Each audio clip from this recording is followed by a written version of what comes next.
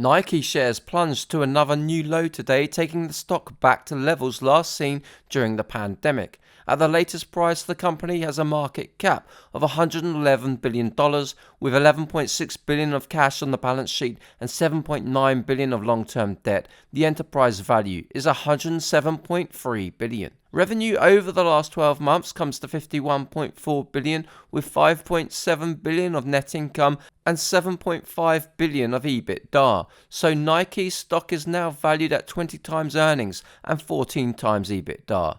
There's no doubt that's a cheap valuation for Nike. The stock hasn't had a PE ratio this low since 2012. But just because the PE ratio is low doesn't necessarily make Nike a buy. The company is clearly going through some issues right now, with revenue increasing by just 1% last year, and the company's outlook for next quarter is for sales to decline by 10%.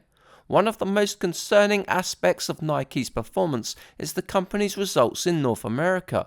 Footwear sales in the US, which is the company's biggest segment, declined 6% in the most recent quarter and 2% for the whole year.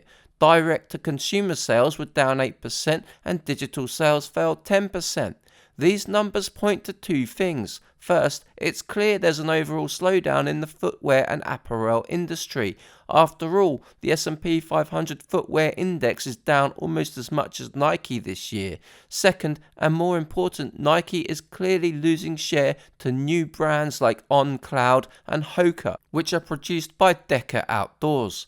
These brands are successfully winning customers with their high-performance image. There's a third factor to consider as well. Nike's Chinese segment, which has historically been a strong growth driver for the business, is seeing more and more competition from local Chinese brands. This is a trend that is likely to intensify in the years to come. So, when you look at the numbers, the question isn't why Nike is so cheap now, but why was it so expensive before? After all, over the last 10 years, revenue at Nike has grown at only 6% a year on average, and net income margins have stayed pretty much the same over that period. So let's consider a rough discounted cash flow model for Nike, which projects 6% revenue growth for the next 10 years in line with the company's 10-year historical average. And let's assume a 10% free cash flow margin, which is slightly higher than its 10-year average. In that scenario, Nike would earn roughly $72 billion of free cash flow over the next 10 years.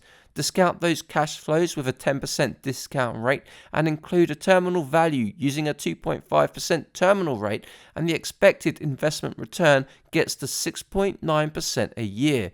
In other words, if Nike performs like it has done over the last 10 years, then the expected returns don't look particularly good. Of course, discounted cash flow models aren't everything. Nike's powerful brand gives the company greater longevity than other businesses, and if investors choose to pay a premium for the company once again, then the stock can easily put in some strong returns.